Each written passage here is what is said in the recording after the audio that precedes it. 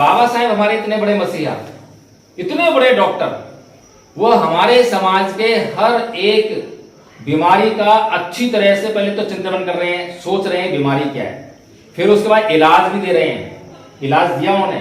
लेकिन समस्या ये है, अगर हम डॉक्टर के पास जाएं और बीमारी बताएं और वो बीमारी को देख के हमें दवाई दे दे और हम दवाई खाएं ना, ठीक हो जाएंगे? सीधी सी बात है। तो बाबा साहेब ने जो बीमारी देखी कि ये समाज जो है हजारों जातियों में बटा हुआ है, तो इसको जो है पहले तो एक करना पड़ेगा। तो एक करने के लिए उन्होंने क्या दवा दी? दवा मालूम है दवा दी? बाबा साहेब ने इस समाज को, हजारों जातियों को एक करने के लिए कौन सी दवा दी बताओ मुझे? बौद्ध धर्म। जैसे हजारों छोटी बड़ी नदियां मिलकर महासागर में गिर जाती हैं और उनका अस्तित्व समाप्त हो जाता है, वहां आपको कोई अलकनंदा, कोई महानंदा, कोई गंगा, कोई यमुना कोई नजर नहीं आती। किसी ने देखे समुद्र में? कोई समुद्र में जाओ और उसमें से ढूंढ के दिखाओ कौन सा गंगा का पानी है, निकाल देगा? बाबा साहेब बहुत बड़े, द ग्रेटेस्ट इंडियन है, द सिंबल ऑफ नॉलेज, ऐसे थोड़े हैं। लेकिन हम अपने ही आदमी की कदर थोड़ा करेंगे। घर की मुर्गी दाल बराबर, अपने आदमी की वैल्यू हम नहीं करते हैं, दूसरे करते हैं। अमेरिका कहता है कि भाई हमारे यहाँ बाबा साहब पैदा होते तो हम उनको दुनिया का सूरज कहते, वो कहते, लेकिन हम नहीं कहेंगे, हम इतने नालायक हैं, है नहीं? तो बाबा साहेब ने कहा कि बौद्ध बन जाओ। अब बौद्ध बनने में प्रॉब्लम क्या है, मुझे ये समझ में नहीं आ रही। अब बाबा साहब कहते हैं कि भैया भारत में दो संस्कृतियां हैं, एक है ब्राह्मण संस्कृति और दूसरी है बौद्ध संस्कृति। इसके अलावा कोई तीसरी संस्कृति नहीं है जो देश पर राज करती है।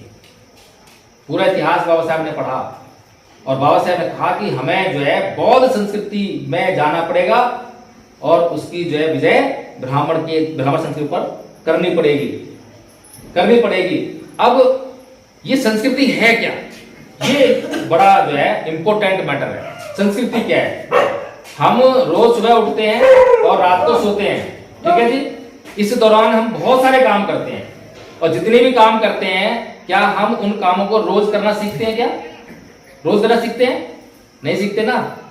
उसमें से 99% काम ऐसे हैं जो हम पहले से ही रोज करते आए हैं। जैसे रोटी बनाना हमने एक बार सीखा, रोज तो नहीं सीखते।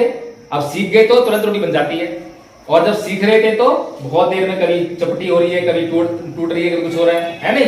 साइकिल चलाना, जब साइकिल चलाना सीख रहे तो कई दिन लग गए, लेकिन जब सीख गए तो पता ही नहीं चलता कहां पे कब पहुंच गए। तो इसीलिए हम आदतों से जीते हैं। ये आदतें ही संस्कृति है। ये आदतें यानी किस प्रकार का हम व्यवहार कर रहे हैं, किस प्रकार की सोच रहे हैं, ये संस्कृति है। अच्छा, एक संस्कृति कहती है कि ईंट का जवाब पत्थर से दो। क्या कहती है? ईंट का जवाब पत्थर से दो। बाबा साहेब का अमित शाह ने अपमान कर दिया, हम इसका जवाब जो है ईंट का जवाब पत्थर से देंगे। अब ये बात सही है गलत है? गलत है? सही है? गलत है? कैसे गलत है? बाबा साहेब का जो अपमान करेगा तो छोड़ देंगे ऐसे ही इसको?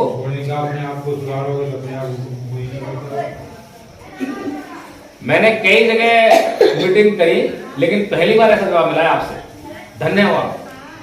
तो एक संस्कृति कहती है कि ईंट का जवाब पत्थर से दो, और हम अपने बच्चों को भी यही सिखाते हैं, क्या किसी की सहन करके बताइयो, ये सिखाते हैं ना, डर के बताइयो, हार के बताइयो, पीट के यही हो, पिट के बताइयो, ऐसे सिखाते हैं। चलो जी, हमने सिखा दिया अपने बच्चे को, और बच्चा गया बाहर स्कूल पढ़ने। अब बाहर जो है कोई 2-4 लोग जा रहे थे, उन्होंने कुछ जो बात कह दी बच्चे को, अब बच्चे से सहन नहीं हुई। अब बच्चे से सहन हुई, क्या बच्चे ने सीख रखा है कि ईंट का जवाब पत्थर से दियो, तो उसने ईंट का जवाब पत्थर से ही दिया। क्या होगा बच्चे का? क्या होगा? पिटपटा के आएगा, पिटपटा के नहीं आएगा, हत्या हो सकती है, चाकू छीन कर सकते हैं। पर ऐसा हुआ है, खबरें छपती हैं, मैं झूठ नहीं बोल रहा मैं। तो जो संस्कृति आपको ये बात सिखा रही है तो आपका नुकसान कर रही है, फायदा कर रही है? हमारे बच्चों का, हमारी जिंदगी को खतरे में डाल रही है। दूसरी तरफ जो दूसरी संस्कृति है वो क्या कर रही है? भगवान बुद्ध कहते हैं कि नाही वेरेन वेराणी समंति दुदाचनन अवेरेन च समंति ऐस धम्मो सनातनो, कि वैर से कभी वैर शांत नहीं होता। अब बताओ कौन सी संस्कृति अच्छी है? आपने अगर अपने बच्चों को ये सिखाया होता कि बेटा वैर से कभी वैर शांत नहीं होता, कोई तेरे को 2 बातें बोले शांत रहियो, शांत रहियो, डरने की जरूरत नहीं है, उससे पूछियो कि जरूर अंकल जी मेरे से कोई गलती हुई है, बताओ मेरे से क्या गलती हुई है, बताओ बताओ मुझे गलती क्या हुई है। अगर ऐसे पूछ लेगा तो उसकी इज्जत बढ़ेगी घटेगी? किसी की बड़ी घट रही है इज्जत तो। लेकिन हमने सीखा ही नहीं है ये, हमने झुकना नहीं सीखा, हमने क्षमा करना नहीं सीखा, हमने सहनशीलता नहीं सीखी। और ये सारे गुण जो हैं बौद्ध संस्कृति में है। कितनी सुंदर संस्कृति है, कितना सुंदर धर्म है जो हमारी हर पल रक्षा करता है। हम रक्षा के लिए तलवार लेकर आते हैं, भाले लेकर आते हैं, बंदूक गट्टी करते हैं। अरे भगवान बुद्ध की संस्कृति में चले जाओ, वहां उनके पास लाठी भी नहीं है लाठी भी। और इस संस्कृति में चले जाओ, एक भी देवी देवता ऐसा नहीं है जो बिना हथियार के हो। है? अब बताओ हथियार कौन रखता है? जो डरपोक आदमी होता है वो हथियार रखता है, या जो बहादुर होता है वो हथियार रखता है? बताओ कौन हथियार रखता है? महाभारत में कृष्ण जी अर्जुन को क्या बोल रहे हैं? मार बोल रहे हैं ना, अर्जुन मार। अर्जुन कह रहा है नहीं मेरे रिश्तेदार हैं, नहीं मार, इन्होंने पाप करा है। अब पाप किसने करा है? पाप जो है आत्मा ने करा है या शरीर ने करा है? कृष्ण जी बोलते हैं गीता में कि शरीर तो कुछ करता ही नहीं है, जो कुछ करवाती है आत्मा करवाती है। सही कह रहा हूं? हिंदू दर्शन नहीं है कि आत्मा करवाती है। अब आत्मा ने ही सब कुछ करवाया, जो पाप कराया किसने कराया? आत्मा ने कराया। अब वो जो मारेंगे, वो जो मारने के लिए कह रहे हैं, वो किसको मारने के लिए कह रहे हैं? आत्मा को या शरीर को? शरीर ही मरेगा ना।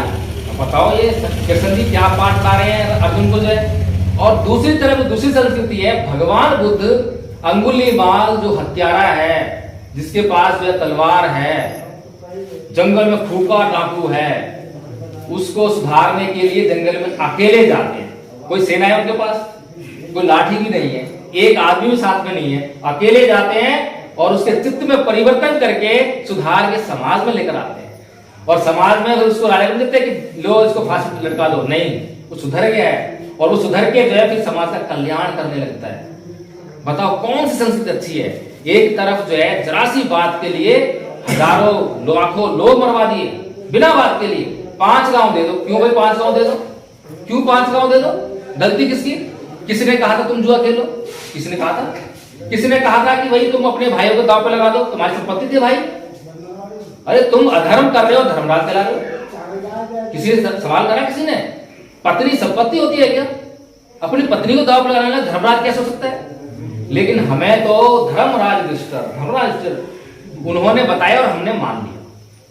उन्होंने बताया और हमने मान लिया। हमारी सबसे बड़ी मूर्खता ये है कि सामने वाला कुछ भी बोलता है हम मान लेते हैं, अक्ल नहीं चलाते हैं। एक आदमी बोलता है कि चूहे के ऊपर हाथी सवारी कर सकता है, कर सकता है। अब जो लोग इस बात को मानते हैं उन्हें क्या कहा जाए? गलत कह रहा हूं क्या मैं? चूहे पे सवारी होती नहीं होती हाथी की? नहीं होती। गणेश जी क्या चलते हैं? गणेश जी